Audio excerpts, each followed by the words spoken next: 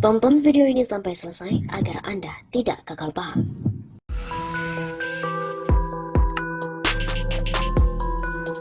Halo Sobat 651 Sapa, kembali lagi bersama dengan kami untuk mengulas fakta-fakta perpolitikan dan juga informasi terkini di tanah air.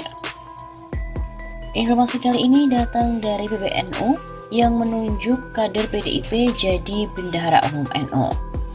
Politikus PDIP Mardhani H. Maming ditunjuk sebagai Bendahara Umum Pengurus Besar NU, PBNU, dan hal ini sebagaimana diumumkan Ketua Umum PBNU Yahya Holil Saquf di kantor PBNU di Jalan Kramat Raya, Jakarta Pusat pada Rabu 12 Januari. Bendahara Umum Haji Mardhani H. Maming, ucap Gus Yahya sebagaimana dilansir dari redaksi Detikcom. Mardhani Maming merupakan mantan Bupati Tanah Bumbu. Dia merupakan politikus PDIP yang sempat disebut-sebut oleh Sekjen PDIP sebagai kader potensial. Gus Yahya juga mengumumkan nama-nama pengurus seperti para wakil ketua umum, ada nama Gubernur Jawa Timur Hovifah Indar Parawansa, hingga Ali Sawahid sebagai ketua bidang. Tidak ketinggalan, politikus Golkar Nusron Wahid juga menjadi wakil ketua umum PBNU pada periode sekarang. Dalam kepengurusan ini, Sekjen PBNU periode 2022-2027 dijabat oleh Gus Ipul. Sejumlah tokoh perempuan lain juga menjadi dalam kepengurusan PBNU periode 2022-2027. Kepengurusan PBNU di era Gus Yahya, sapaan Yahya Saquf akan lebih gemuk dari biasanya. Rois Am PBNU Miftahul Ahyar menyebut kepengurusan mencapai 200-an orang. Kepengurusan besar ini, kata Gus Yahya, dibutuhkan untuk kerja-kerja besar NU ke depannya. Pengurus PBNU baru ini juga disebut Gus Yahya berasal dari berbagai latar belakang. Pengurus NU yang kita miliki saat ini adalah pengurus NU yang berwajah Nusantara. Begitu katanya.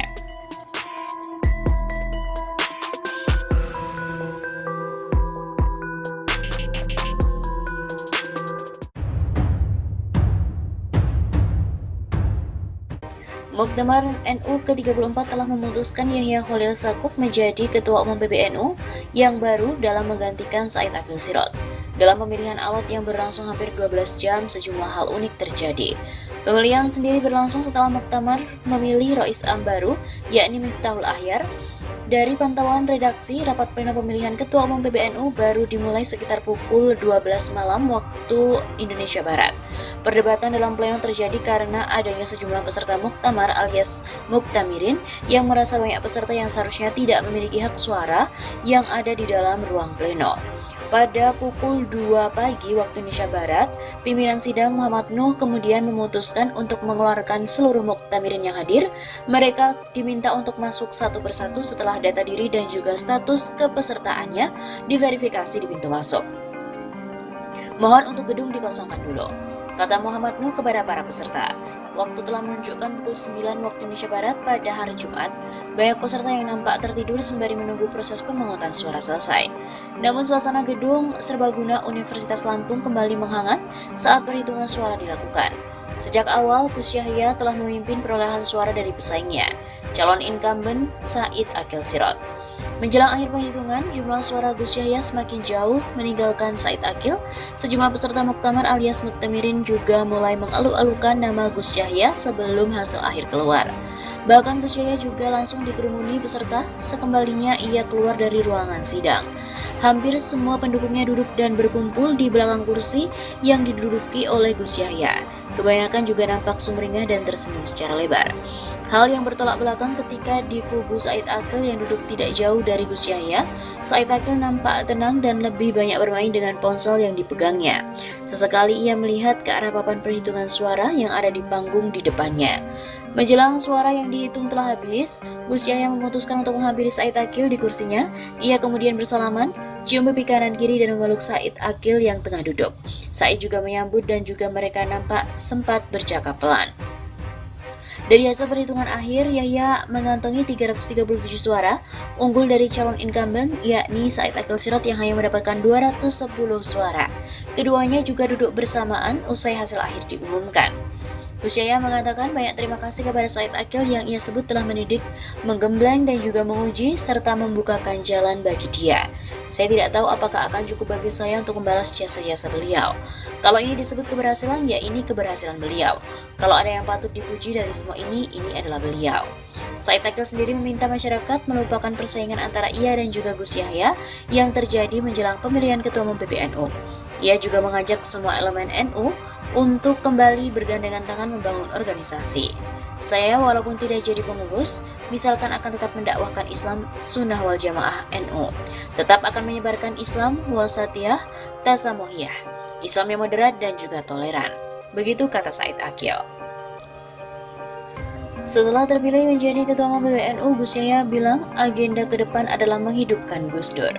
Kiai Haji Yahya Khalil Stakuf atau yang akrab disapa Gus Yahya mengungkapkan akan melibatkan seluruh PWNU dan juga PCNU se-Indonesia guna mencapai tujuan bersama. Pemilihan ketum saya kira ini merupakan momentum yang mendebarkan karena saya tahu ada pekerjaan berat sekali yang harus dilakukan setelah terpilih ini, kata Gus Yahya saat dimintai keterangan di Bandara Lampung Jumat 24 Desember. Namun begitu, Gus Yahya juga mengatakan telah berbesar hati untuk sudah membuat kesepakatan dengan seluruh jajaran pengurus NU di seluruh Nusantara guna memulai satu cara kerja yang sedemikian rupa. Sehingga kita semua dapat bersungguh-sungguh dalam bekerja bersama-sama, menyangga beban bersama-sama, bergerak seirama dan mencapai tujuan bersama. Jadi saya sangat berbesar hati, begitu kata dia. Terkait program yang akan dilakukan, Gus Yahya menekankan bahwa agenda ke depan adalah untuk menghidupkan Gus Dur. Untuk program secara, kalau kita bicara singkat, seperti yang selalu saya ulang-ulang bahwa agenda ke depan adalah menghidupkan Gus Dur.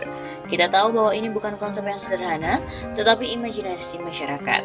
Imajinasi teman-teman semua tentang Gus Dur, saya kira akan bisa menangkap apa yang saya maksud untuk menghidupkan Gus Dur. Menurutnya, selama ini Gus Dur melakukan semua yang dilakukan sendirian dan tidak ada yang mungkin seseorang mampu menggantikannya setelah yang bersangkutan tidak ada. Tetapi semua nadiri jelas-jelas masih membutuhkan fungsi Gus Dur, membutuhkan peran dan kehadirannya, maka kita harus berusaha untuk membangun strategi supaya NU sebagai organisasi bisa hadir laksana Gus Dur. Sehingga masyarakat ketika merasakan apa yang dilakukan NU, layanan diberikan mereka bisa merasakan kembali seolah-olah Gus Dur hadir di antara kita.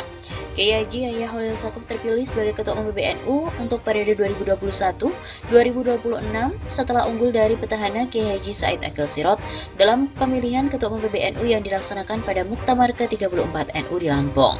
Gus Yahya sendiri meraih 337 suara, sementara Kiai Said Akil memperoleh suara 210 dari total 548 suara yang masuk, baik dari pengurus cabang, wilayah maupun luar negeri, sementara yang dinyatakan tidak sah adalah 1 suara.